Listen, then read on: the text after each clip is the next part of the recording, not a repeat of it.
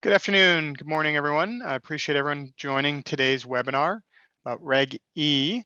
This is Hal Granoff from CallSign. I am head of U.S. market development at CallSign, which is a leader in digital identity and authentication and fraud solutions. I have the privilege today to be joined by three experts in the fraud arena. It promises to be a very exciting, as exciting as fraud can get. Exciting discussion today with Ben Wallach, Frank McKenna, and Ian Mitchell. So I'd like to welcome each one of the gentlemen who are going to be joining us today to do a short introduction of themselves, and then we will begin the webinar right after they join and provide a quick introduction. Frank, if you can kick us off and give a little bit of background about yourself, that would be great. Thank you. I sure will. Delighted to be here today. My name is Frank McKenna. I'm the Chief Fraud Strategist of artificial intelligence firm Point Predictive. A lifelong fraud fighter. This is my career, has been in fighting fraud. I'm wrote a blog called Frank on Fraud, and I track industry issues. And this is one in particular that I think is maybe the story of the year. So I'm delighted to be here today to be talking about Reg E and its impact on the industry. So I appreciate you having me. Excellent. Thank you, Frank. And if we can turn over to Ian. Yeah, hey everybody. Thrilled to be here with my friend Ben and Frank. This should be a good one for sure. I echo what Frank said. It's this topic is what everyone wants to talk about at this point. So Ian Mitchell, almost 25 years fighting fraud, was the head of fraud at a couple banks, and then also most recently I led the fraud practice for PwC's Financial Crimes Unit. I am the founder of a nonprofit called The Noble, which is a network of financial crime fighters coming together to fight what we call human crime.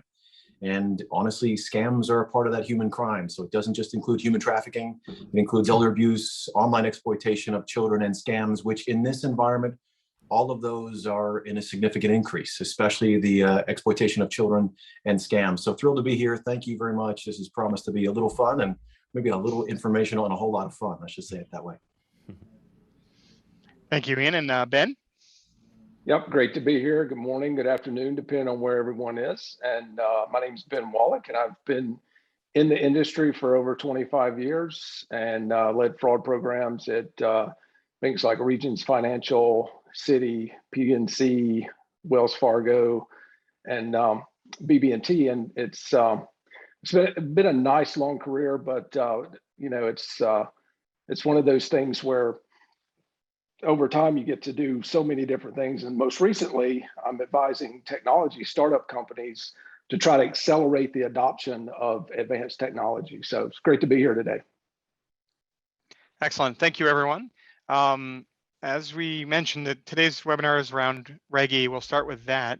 But I think one thing that, having been in the fraud industry for the past 15, 20 years, nothing is constant. There is change happening all of the time, whether it is in regulation, whether it is the bad guys that could be more well-funded and more agile than we are. Change is always the constant. And exciting to talk about today some of those things that we're seeing in the industry regarding scams, social engineering, and then how it all ties back into Reg E. So with that, Frank, read your article a few weeks ago, fantastic article, great insights in there, and I appreciate your thought leadership in this space. Can you provide everyone just a quick update on some of the updates that were mentioned in the FAQ for Reg E, and what are some of the recent clarifications? Yeah, I'd be happy to. So if you think about it, it was issued in June of this year. It was actually characterized as a compliance aid.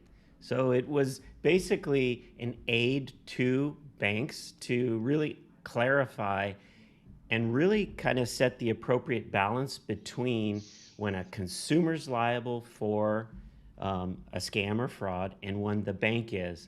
And to really understand, the context behind this CFPB FAQ, you really kind of have to look at it in context of what happened. Over the last several years, digital banking has soared, and that was particularly true during COVID. So if we look at during COVID, there was a tremendous increase in the amount of digital banking But at the same time, there was this rapid increase in scams and fraud. As an example, there was a 3,000% increase as measured by social catfish in online romance scams that they were tracking. So you have this kind of movement towards digital banking and then a rapid increase in scams and fraud on that digital banking platform. And then you had a ton of money going into the banking system. Over the last 18 months, there's been a 30% increase in deposits at banks. Over $4 trillion more dollars are now in bank accounts. So scammers are flocking to bank accounts. So I think the CFPB's timing was really interesting. And what they really sought to do was kind of clarify their position and give banks guidance. And if you think about it, as a former fraud investigator myself, I've investigated thousands of claims. And really, this kind of changed my belief or everything I thought about scams and fraud. In my day job, would always have to probe the customer and say, did you give your information out to a third party? If they did, they would be liable. If they didn't, then the bank was liable. But in particular, what this fact did is it said, if you were induced to provide your banking details, whether that was through a phishing or a scam attempt, or you were tricked, to provide your one-time passcode, that you as a consumer necessarily wouldn't be liable, that the bank would, that it would be covered under Reg E. And it went beyond that. It actually said all subsequent transactions that the fraudster scammer would make could be covered under Reg E as well.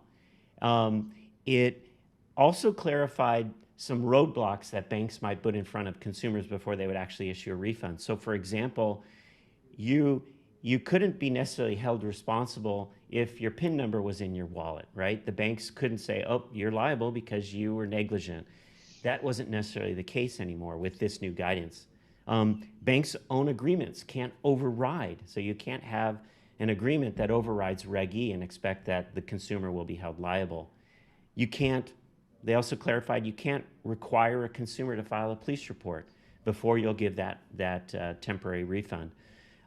They did all of these sort of protections for consumers that really put a lot more onus on the banks to actually give refunds in many instances where banks were really reluctant to do so prior. And to me, again, I said this is kind of the story of the year. This fundamentally, in my mind, not as a compliance person, I'm a fraud expert and a business person, this changes the way I think about fraud. I think it's going to change the way that banks think about fraud, and it's going to require them to actually do a lot to really respond to this fact. So that's my take on it. I know Ian and myself and Ben have had lots of conversations on it. I'd welcome their opinion of it, but that's mine. It sounds like there's a huge impact on the banks, right? So the consumer, they may get scammed. It may be social engineering, whatever the attack vector of the day may be. But the banks are the ones now bearing a lot more of the responsibility. Is that a fair statement? That's a fair statement. And if you look at Reg E traditionally, there was always this line in Reg E that said, hey, if you provided your details to somebody, that means they were authorized. And everybody, it was kind of the umbrella. And so you would basically rely on that. This peels it off and says, if you were induced and you did not get any benefit from that transaction, then the bank's liable.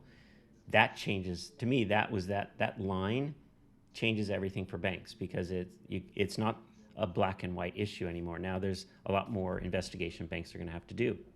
Yep, I think that's key. That one word, induced, changes everything.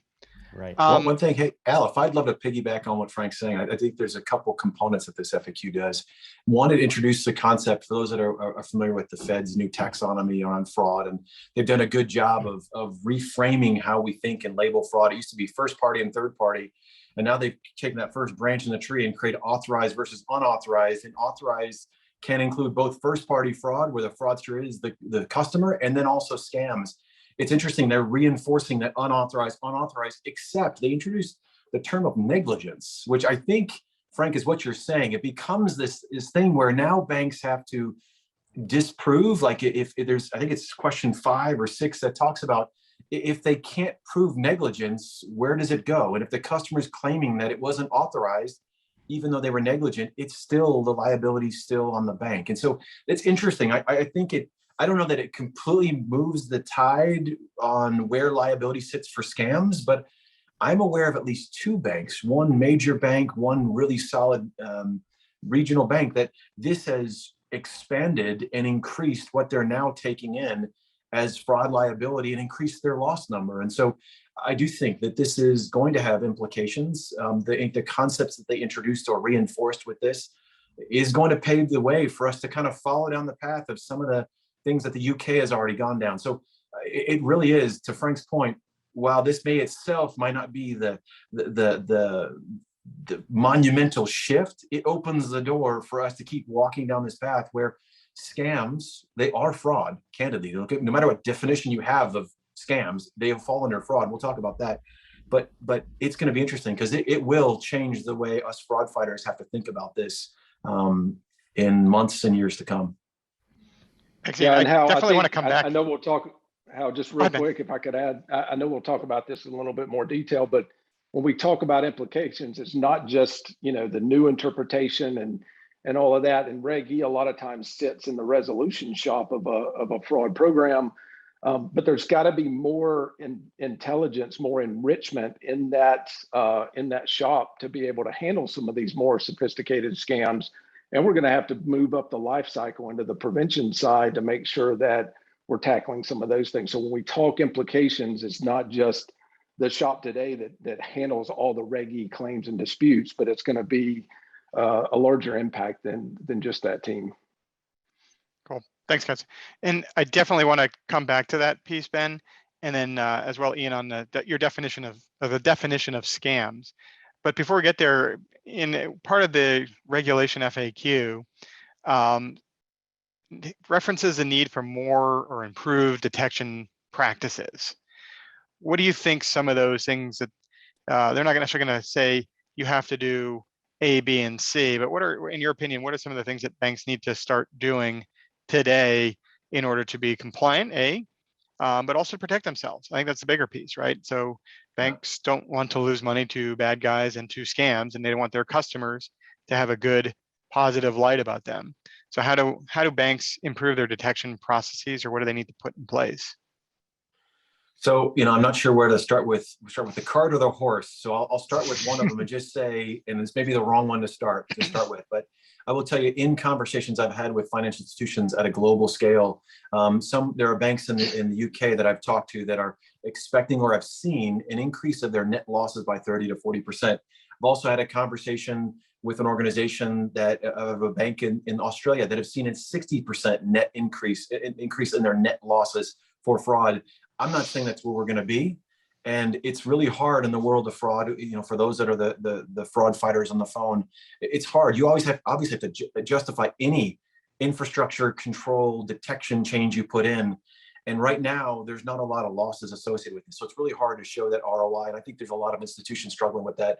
And so I do think that this is going to have a loss implication that will warrant some investments. And so the question is, what kind of investments are we talking about? So I think that I love our infrastructure and our controls to fight fraud. I've just been fortunate to see so many institutions in my career and what kind of infrastructure is to fight identity fraud and transactional fraud. And we can go all the fraud types. It's amazing the level of sophistication we have. Both call sign and point predictive are using some really advanced methods to detect and prevent fraud. I will tell you though, what I'm finding and in conversations when it comes to scams, a lot of those tools and systems aren't as effective. And the fundamental reason is because of that word authorized we talked at the beginning. The fact that it's authorized, most often in the world of scams, it is the customer that is actually initiating the transaction. Think about BEC. Think about how hard it is for us as financial institutions to detect BEC. We may see it as an anomalous transaction, but so much of our fraud efforts are about what I call the treatment, the remediation or resolution, the text message, the email, the call out. That's where so much of our fraud infrastructure and our operational practices. So what I see the challenge being for us is, I love that we have more intelligence, digital intelligence, cyber intelligence. It's going to work. It's great stuff. I love that we have general anomaly detection. Many institutions, though, have put anomaly detection in place for a certain type of transaction, be it a card, be it Ben and I were just talking earlier to somebody around checks. be it wires. There's really advanced anomaly detection. In these schemes, it's likely looking at transactions where some institutions haven't integrated some of these transaction types into their robust anomaly detection. So expanding the anomaly detection is going to be an important one. But I think the success of all this hinges on our interaction with the customer and the understanding of, I might see something's anomalous, but I'm not going to call you and validate this $5,000 wire. I'm not going to validate this $50 Zelle transaction because I'm going to send you a text or give you a phone call and you're going to say, yep, I'm sending the money to the overused and my girlfriend. So the goal is how do you interdict differently? How do you get involved in that transaction? And that's where this battle is going to get won and lost. I think we need to figure out how we start scraping these types of alerts that are scam related, authorized fraud, into a separate treatment strategy. And then how do we treat it differently? I think that's what's going to end up happening. And the last thing I'll say on this is in this discussions around operational, those phone calls take a long time. And for anyone that's done, this isn't the first time. This isn't the scams, the rise in scams. We've all had cyber-related scams, phishing things. Those take 20 to 40 minutes on every one of those phone calls. It's changing. It will fundamentally change the way our operations team handles these phone calls, what we measure success to be, our average handle time, all those metrics we've created as good operations leaders. We're going to have to rethink some of those and likely partition off some of our teams to treat those customers differently, because our end goal is to keep customers and protect them. I think one thing that Hal, you if I could just add to that, I think Ian did a great job outlining that.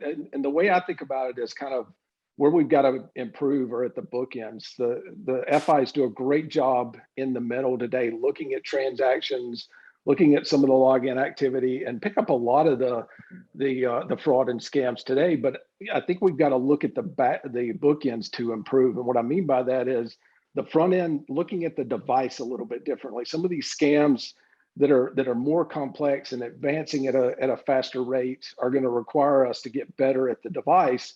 And a lot of these scams are going to require us to get better at the recipient account level, whether you call those mule accounts or whatever the right nomenclature is. I think we've got to get better at those bookends. I think the key thing that you had mentioned there, Ian, is that interdiction. But that also introduces more friction in a lot of times, right? And we always want to minimize friction as much as possible. So we want to identify the correct customer, that we have the right person, and are they acting in good faith? Are they being coerced? Is there something else going on? That's the key. That's the battle right there of understanding that we've got the right person, or is it the fraudster? And then now, because of the changes, are they acting on themselves, or are they acting on behalf of somebody else, or being scammed? So where I'm going with that is, Ian, you touched earlier on scams and the definition. I'm going to take it down a level here on how we're defining scams versus fraud, right? So it's a subset of fraud, but if you can give us kind of your definition, your industry insight, and then maybe a couple examples would be great. Yeah, so this is something that I think a lot of the folks on the phone will know, but it's interesting. When we go out and as part of the Noble, we're creating our Noble working groups related to scam, because it is a human crime that attacks the vulnerable populations. So we went out there to find the best definition for scams, and candidly, there's a lot of them, but we actually felt as our working group that we needed to enhance that definition. So I'm going to share our current working definition of scams. A scam is when a legitimate customer is tricked or conned into authorizing a transaction that causes financial harm to themselves and financial gain to the fraudster. Critical to a scam is deception of the customer with no fraudulent intent. So the customer, again, has no fraudulent intent. So the customer is not committing fraud. And so that's where it also is important that it's not a first party fraud. That's not a perfect definition at this point. We're still working through it. What I will tell you is scams, if you look at FBI, IC3 is a great resource for us in the United States. The UK and Australia have some very robust scam reporting. They've been tracking it, especially Australia. IC3 has also done a great job at this over the years, and they track the complaints that come into that internet claims compliant database, or I'm going to get that wrong, but in the internet complaint database. And so they have a lot of the actual typologies of scams already defined. And I think they're very good. So for those that are looking for what are the types of scams, looking for a good starting point, definitely check out IC3, FBI, IC3, I think it's .gov. Check that resource out. It's got a list of good scam types.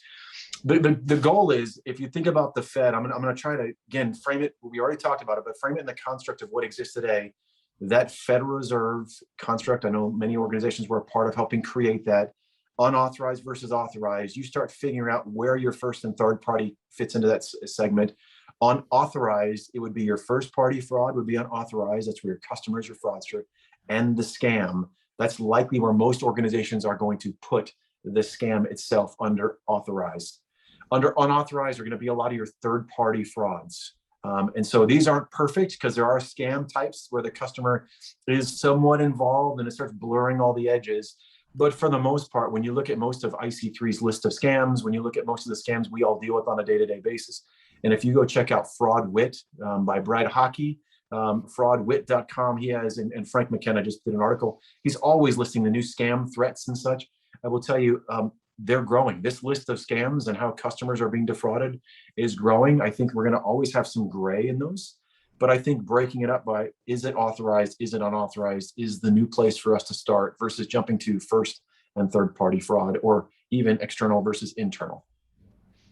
Interesting thought, right? That's great. I appreciate that insight. And do you see that scams are growing faster than some of your typical, whether it's check fraud, wire fraud, right, ATO? Do you see those? I've gotten a notice, but I got one last night, right? Do you see those growing more rapidly than the traditional ones, either in dollars or volume? I'm going to throw it out there on you guys. That's a crazy tough question, because most of probably the fraud fighters and banks on the phone, and it's funny, at PwC, we had a fraud scams roundtable, and we surveyed how many organizations track scams by typology. And I'm gonna forget the metric, but I will tell you it's increased, but it's still not enough. Most banks are not tracking and don't have the robust data around their case management and their typologies and their tracking that they need to effectively get a level of how much scams am I actually seeing. And so there are processes being changed right now, but it did grow. And so I do think that as banks get better about doing typologies and typing, we're going to get a better understanding of truly how much scams out there. But I will tell you, just from conversation, this is the most talked about issue we have in the world of fraud right now. And I think for those that are tracking it, are seeing an exponential increase in scams. Frank, any thoughts on your end? Yeah, I mean, looking at the metrics that are out there, some of the studies that are done, 1 in 5 consumers this year will be hit with an attempt. So 20% of consumers over the phone. Social catfish, 3,000% increase last year. All the metrics are pointing to a phenomenal increase in scam attempts. I'm sure, they say, I think there's some statistic that, up to 50% of consumers will actually engage on those phone calls. And of those 50%, a third of them will actually lose money. More attempts, more fraud.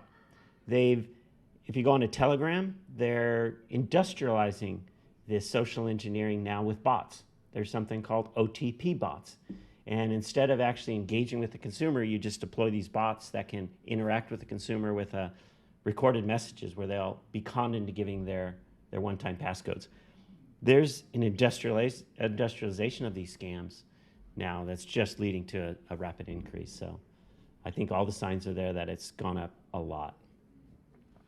What are some of the best practices, I guess, to all three of you? What are some of the best practices that banks are doing to help prevent that, right? So a lot of it's education, but it can't be everything. It has to be, as we all know, it's a layered approach. So what are some of the things that banks are doing besides education to help mitigate this rapid rise, right? We've all been working from home for the last 18 months or so. The bad guys didn't take a vacation for the last 18 months. They probably doubled down and tripled down, right? What are some of the things that we can do to help prevent these systematically? I mean, I'll throw a couple out there that I think are best practices is, and I think Ian, you kind of nailed it, is leverage your fraud teams. Create a scam team. It's 1 or 2 people, 3 people. Create that scam team and start off small. Those teams should create the typologies, track, measure, and get a handle on how many scams you do have. I think, Ian, you said it's not enough. Not enough banks are doing this. That's step one. You always got to know your enemy, and I think you have to know those typologies. I think you need to increase your scam educational programs. It's not enough to just put something on the bottom of the statement, or it's got to be much more interactive. They got to. I would look to the UK. I think the UK is advanced compared to the US in handling scams, and they've kind of been forced to because the government stepped in and made them collectively kind of agree to reimburse customers for APP, advanced push payment fraud. They've established fraud hotlines. You dial 159, you reach somebody at the bank that can actually interact with you in the midst of the scam and tell you whether you're being scammed or not. That's huge because people that are being scammed are typically in the moment and they're being urged to send the money very quickly. But if they can pause and reach out to somebody and get a second opinion, they're much less likely. Banks need to do those types of things, have these hotlines where you can interact immediately. And they need to leverage, if they can, their existing fraud platforms. Use your queues to aggregate loans that fit certain criteria for elder abuse or romance scams or any of these different types of scams. You can use your existing queuing systems to find some of those. There's just a few that I think are best practices that can be applied. I think those are great. And just to add on and build on to one of those, Frank, I think going back to the education and awareness, banks have done a phenomenal job getting out in front of their customers and making sure that it's top of mind. But I think there's a next step to that, a phase two, if you will, where if we take some of the lessons learned around our big data capabilities and our analytics capabilities, and we add that into the education and awareness process and start breaking it down by demographics. We know that certain demographics are more apt to fall for certain scams than others. So if we start to really break that down and we get more pointed in our education and awareness, then that blast methodology that may miss some, may hit some, is going to get more accurate if we add that into the analytical capabilities. I think, and I just add and just reinforce even to what we talked about. We do have in the US, the UK just rolled out this hotline. I think it's a brilliant move. We do have the Identity Theft Resource Center. I think the FTC has sponsored it in the past. And so Eva Velasquez runs a nonprofit that does take calls from consumers, less banks. But they, in talking to Eva and the team, they have seen an exponential increase in scams and just consumers calling and saying, hey, is this email legitimate? That kind of thing. I think that's a great model. And we do have that here in the US.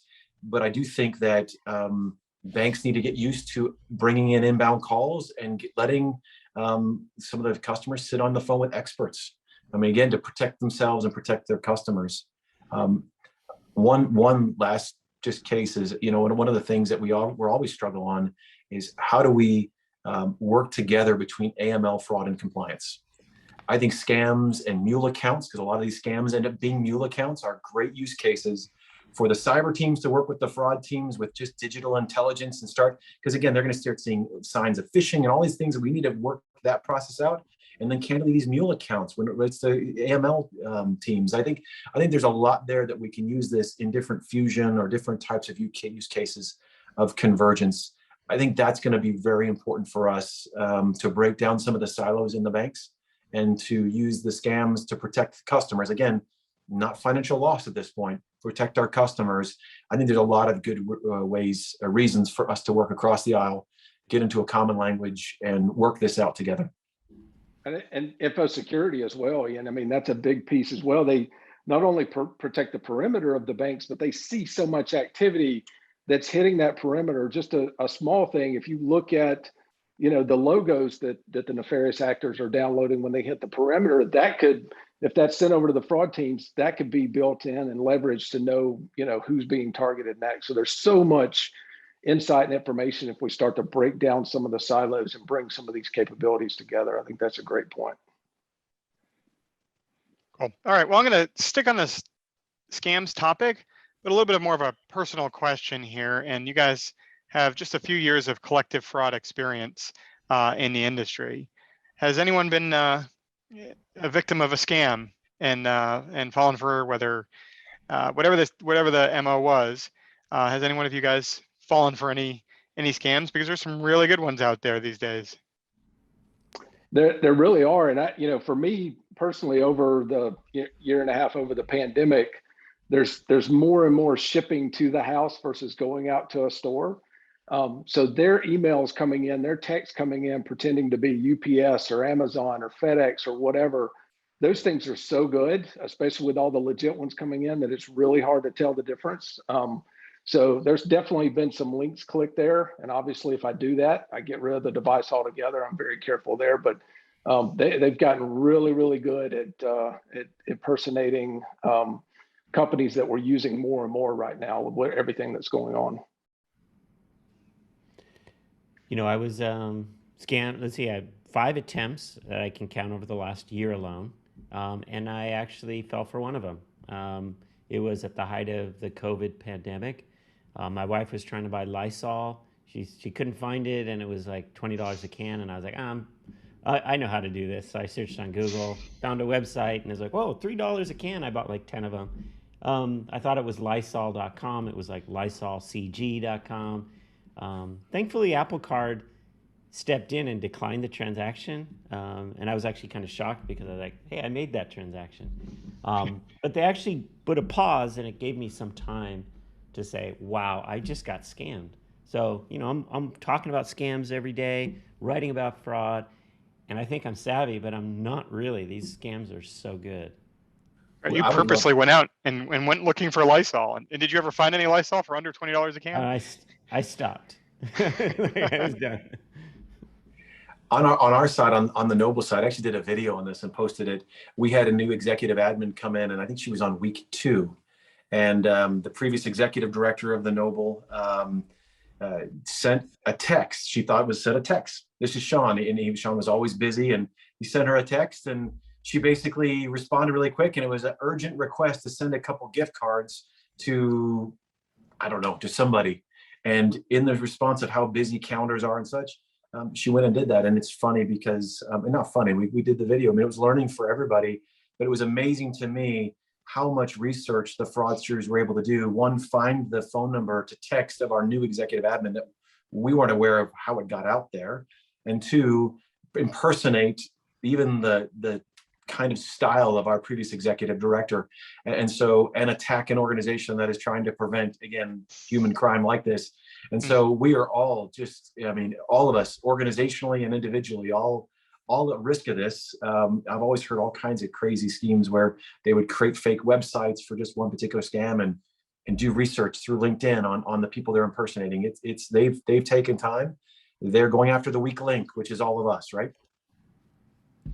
Absolutely. I mean, the puppy scams are still out there. The puppy mills, the cats, and they have elaborate websites with all the animals on there, and you never get your money back. So with that, Ben, question for you: what are you seeing as some of the emerging attack vectors out there? Right, there's always been an ATO, and there's a lot of things that have been going on. But over the last 18 months, 24 months, what have you seen kind of rise up in terms of attack, fraud, or even scams that are out there that you can kind of bring some light to the community on? Yeah, it's a good question, Hal. And I always like to start with responses like that with a public service announcement that let's never get tunnel vision, right? Check fraud was supposed to go away years and years ago. Let's definitely not lose sight of the check scams, right? So let's acknowledge that. Let's make sure we're looking at overpayment, unsolicited checks, the automatic withdrawals, all those, right? So let's not lose sight of those, because fraudsters never sunset any capabilities, right? They always continue to leverage those capabilities.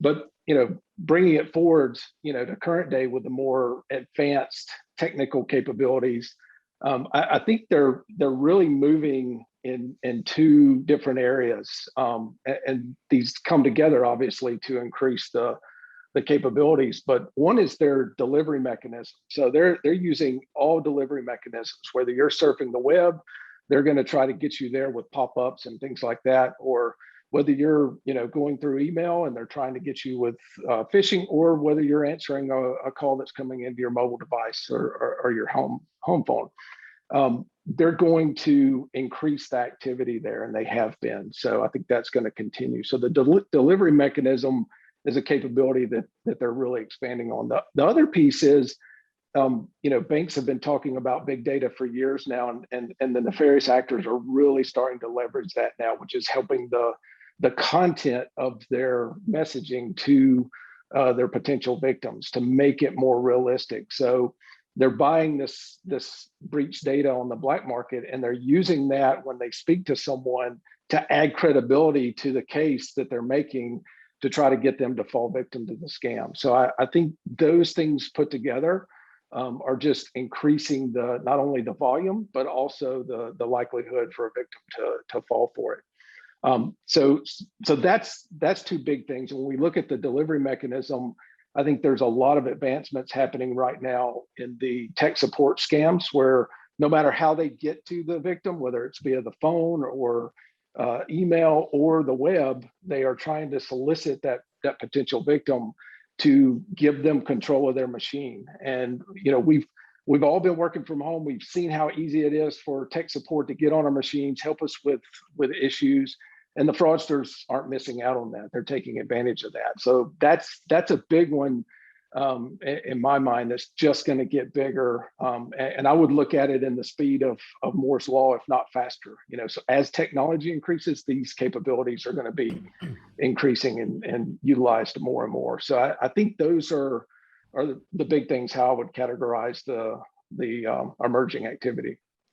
And Ben, to pull on that thread, right, of the tech support scams, that goes against everything that we've done as a community to help put in layers of controls when it actually is the consumer, or it even just looks like the consumer on their own PC or Mac, and it gets around and circumvents everything that we've put in place and all the layers that we've done over the last 5 or 10 years. Yeah, it's a great point, Hal, because even the more sophisticated malware that will let someone have a backdoor to their machine, while certain components of that machine may look legit to the bank, there's still footprints that we could always find to let us know that was a nefarious actor coming in a backdoor through that machine. But when you actually turn over control to your machine in one of these tech support scams, then there's really no footprints for current technology. So banks are really going to have to look at more advanced capabilities like call sign to be able to pick up on those tech support scams happening in the background. So that's where I alluded to earlier on the conversation, where we're really going to have to look at more advanced capabilities on the front end, where it's not just authorization and authentication and all those things, but actually watching what's happening on the device to make sure that we understand more about that and try to get in front of that. If we can't get in front of it, at least take all that intelligence, send it down to the resolution team so that if they do get a dispute or a claim, they've got those insights to know what happened. That's a great point. I think, Ben, we've been solving that, right, of some of those intricate tech scams where it looks just like the consumer, but how do we tell that it's not the consumer? Is it their behavior and they're nervous, or is it not their behavior at all, right? How do we detect that? So it is always those layers and putting those on to be able to find those rapidly rising events that are happening, right? Because everyone's at home, everyone's vulnerable, they're getting a call, they're in the middle of meetings, and they get a call saying they've got fraud on their bank account and they need someone to log in, and I've got 5 things going on. I'm going to take that call and I want to make sure that I'm protected. How do I protect my consumer, right? That's the biggest piece here. Is I have been in fraud for a while. We've all been in fraud. We've all kind of fallen for scams one way or another. It's just human nature, right? They're going to prey on what's vulnerable and where we're at our weakest point. So they're going to know that we work from 8 to 7, 8 to 6, right? That's when they're going to call us. When they know that we're busy, they're not going to call when we're watching TV and watching Netflix. So yeah, and some of this, just real quick, one final thought there. Some of this it's got to start at the top of the bank as well. It's got to be a thing, whether it's the CEO, the CRO, somebody has got to draw a line in the sand and say, from a regulatory perspective, the regulatory side is now going to become the floor. It's our minimum, it's our base, and we're going to build from that. We're going to make sure we're ready, versus always playing catch up where the regulatory process is the ceiling. That's the maximum capability. So I think we've got to have a paradigm shift there at the top of these banks. Sorry, Ian, go ahead. No, I love that last point. I mean, there's a lot to do just on customer retention with how difficult it is to book customers. There's a big customer retention play here, but I want to tie it back to you. And I think it even ties to one of the questions that's in the Q&A for us. And it goes back to your tech support scenario you were just talking about. It does that scenario where the customer, negligence or not, gave away their credentials, and now their machines being taken over, and now the fraudster or the scammer is actually initiating transactions. That scenario you talked about is actually a covered situation that falls under negligence under this FAQ. So that scenario is where there would be liability for the bank to cover that, even though the customer potentially through negligence gave away credentials. That's a great example of where I do think that this is Ian's thought, interpretation of this, I think that there may be something there. Now, that one of the questions said, okay, what about authorized versus unauthorized? I think negligence is a very important part of proving that. And once you can do that, and that's like proving first party fraud on intention. But I do think, and just in that question that came around just about can you decline if you think that the organization's authorized? I think that's a absolute 100%. Your compliance team, your legal team need to get together and figure out what your bank position is. I want to say that, and that lets you, but I have been in conversations with regulators and examiners where they've looked at our declined claims where the customer is likely the one committing a first party fraud, and through investigation and through putting because first party fraud does happen, you can put a solid investigation package together that is enough for regulators to agree that this is enough to decline a claim. Dispute abuse, all those kind of things fall under something similar. So I do think with the right kind of research and intelligence, that means we need to up our game on what we understand about the customer, doing a full investigation, not just a quick one. You need to make sure you have a full investigation and recognize that you're dealing with legitimate people on the other end, always kind of trying to be customer servicey throughout the whole process. I do think there's reason to decline, but I have to end it this way. There's been a recent bank, one of the big banks in the country, created a process to decline dispute abusers and actually made some public news about getting in trouble with that. So be careful as you start looking at authorized versus unauthorized and making decline claims on Reg E. You can stand on it and you can do declines, but you have to be very smart, do your research and make a thorough investigation, and always have the bend that the customer's right when you look at it. Your goal is not to decline claims to reduce losses. Your goal is to try to protect assets of legitimate assets and stop money laundering, right? So that's where you need to look at potential declines. Yep, I think that's a great point, Ian. And just to build on that a little bit, I think if the fraud team and the people saying the strategy around this understand how much does it cost the bank to acquire a new customer? How much does it cost the bank if they lose an existing customer?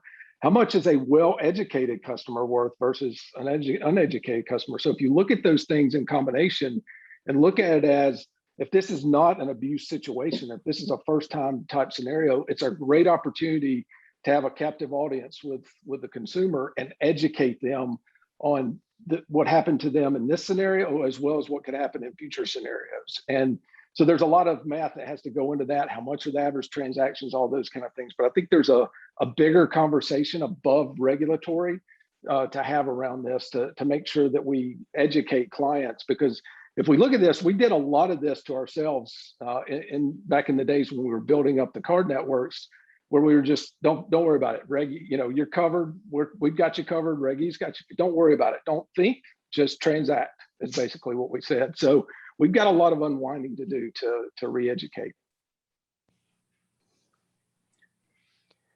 And Ian, what do you think the banks can do, right? So we talked a little bit about creating teams to identify scams. We've talked a little bit about measures that we can put in place and tools. Where do we start, right? Some banks are pretty sophisticated in A, their definition, and B, their tools. But as we talked about at the beginning, things are always changing, right? They're always evolving. There's tech scams that make that line blurry, right? It could look very much like a first-party fraud, but it truly is not, right? What can banks do, and where should they start and start thinking about this based on some of the things that are coming down, either A, in the scams and fraud, or based on the regulations? Yeah, so I'm not going to say anything here that I know Frank and Ben, it's not rocket science, but I do think that I fundamentally have always operated on You don't get what you don't measure. So the outcome you have to measure, you have to start with defining the scam and tracking it and building it into your investigations, case management system, detection systems. Tag it. Doesn't matter where you charge it off at this point. Doesn't matter what you do. Just start tagging it and start bucketing it and doing something to track it differently than account takeover. And definitely don't let that rich data disappear through the back end of decline to claims. You need to start tracking it, build those processes in. Once you track it, you can start looking at defenses. You can start doing ROIs for keeping customers on books. I mean, tracking it and creating some visibility into it. I love the construct of portfolio reviews. Start having meetings and regular routines to talk about this talk about fraud type, if you will. I think that's a great way to build in some infrastructure. That's where I always like to start. Then you can do your risk assessments. You can do because you can't do a risk control assessment unless you kind of start understanding the language of typologies. And the important thing about typologies is not just what you're experiencing today. Go and plug into the network, plug into, work together with law enforcement. Law enforcement wants to talk about this. Work together with other banks, just like sessions like these. Start getting involved on this topic of scams. That's the other thing, to start building it into both your controls, but also the way you start tracking it. So I'll tee that up as a first place to start, and I'm sure Ben and Frank can build on it. Yeah, the only thing I'd add, Ian, that's a great list. And the only thing I'd add to that is investment, right? I think when banks start to recognize, and we see this in the UK, the problem and start to actually take losses, they start to spend money on the problem. So if I was at a bank, I'd start to allocate money, investment into this, right? I think there's going to be a whole cottage industry out there that's going to be designed to counteract scams. There's going to be technology companies that's what they do. This is a new frontier in fraud. It's scams. Start to allocate budget for that. You're going to want to put money in. In the UK, they've done it, and they've had great results. They put name checking in when you're sending payments. They implemented the fraud hotline. So start allocating some of that money. And that's the only thing I'd add is, there has to be some investment in this problem at a bank, so start to plan for it. That's a great point. And I know we've got a couple of minutes left here. Frank, one last question that I have is, what do you think the overall impact from these updates is going to be, both for more from the consumer, but also the banks as well, right? Not just the Reg E, but other things that are kind of coming down that we're all aware of, whether they're published or not published. What are some of those impacts, do you think? So I think the benefits, I think there's going to be a lot of investment. So banks, fraud departments are going to start to get a new wave of investments to tackle the problem because banks are taking loss. That's going to be overall a benefit for the bank. I think there's going to be more trust in banking. If your consumers can't rely on you to protect them, they're going to go away. And that means attrition. So I think if you look at some of the stats, banks lose about 10% of their customers a year, and it costs them about $500 to acquire a new one. If you start to add that up, that's one of the key parts of the investment, is to prevent that attrition and that $500 per account. I think banks are going to see lower attrition if they start to be more proactive. From a consumer perspective, it's obvious. This is going to be more proactive engagement with your banks. It's going to mean more automated technologies that protect them. And it's going to mean protecting their life savings. So I think there's benefits from the banking side, but also the consumers that you're trying to protect. So those are the benefits I see. Excellent. Thanks, Frank. We've got a few minutes left, and there's a question, and I'll try to paraphrase this. It says, at what point does a bank believe that authorized fraud, and they're in disagreement with a client, does this put the bank in position to decline that authorized transaction if there is a disagreement between the customer and the bank?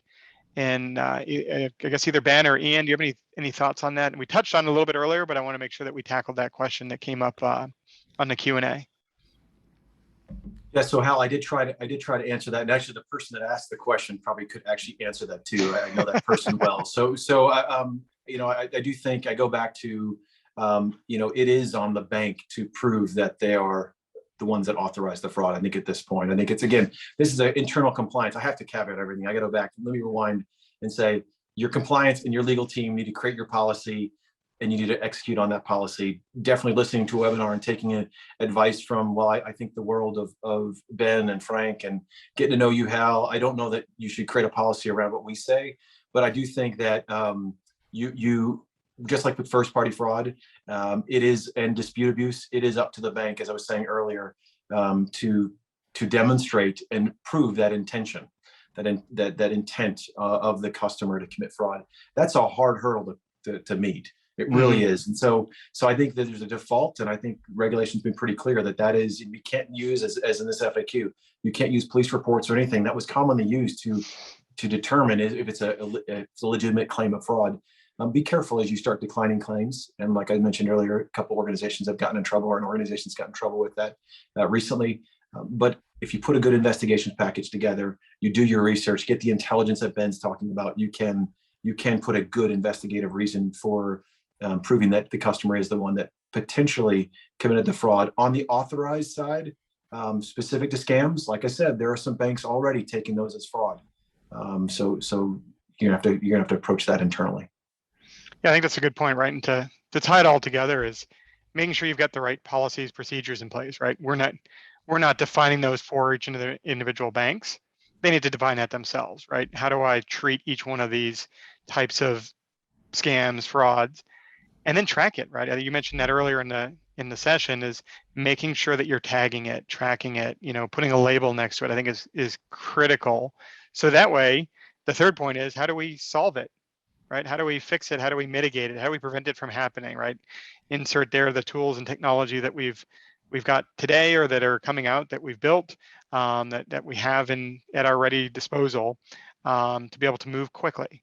That's one thing that I see, is that number one, going back to the original statement, that change is always a constant, and I would say that fortunately or unfortunately, sometimes the bad guys are more well funded and can move a lot quicker than we are. So I see that, and I try to explain that new attack vectors, right, that Ben talked about, are always constantly popping up, and it's the old fraud additive, that it's a game of whack-a-mole, right? As soon as you put one down, and three more are gonna pop up, right?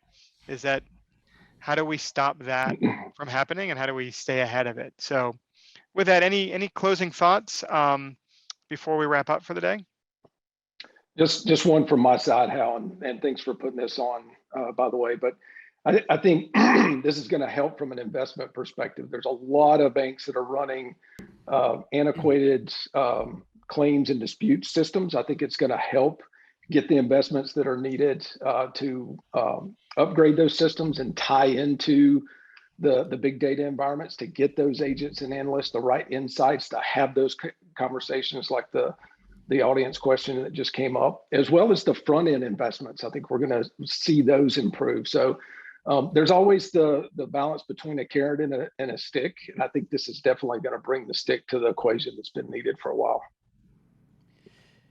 Yeah, and I think one closing thought I have is, this should not be just a bank problem. I mean, if you look at Telegram, they're worth $30 billion. Instagram, they're worth $100 billion.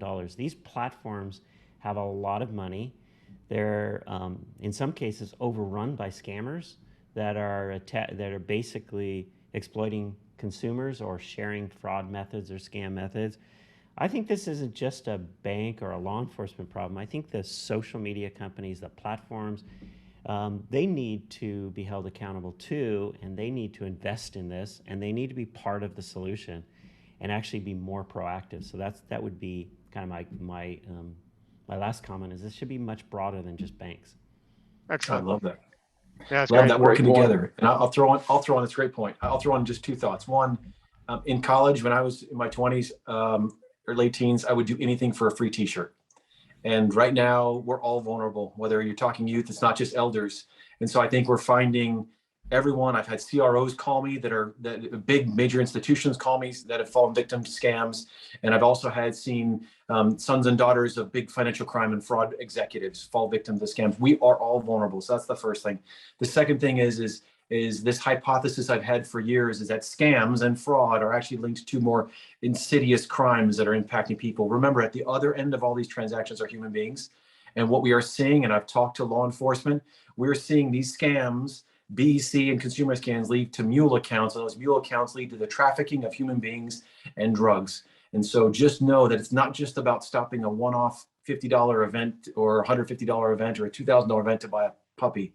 That literally at the other end of these transactions are people's dreams, hopes, life savings, and such. So I think there's a lot of good reasons to do good, both from a financial ROI perspective and also just from a human being perspective. So thank you to everybody and thank you, Callsign, for having this conversation. Excellent. And with that, thank you, Ben. Thank you, Frank. Thank you, Ian. I appreciate your time and joining and all of your insights. And thank you to the audience for joining today and appreciate your time. Hopefully you guys got something out of it. Please feel free to reach out to me or any of the panelists here today. And thank you and have a great day. Thank you.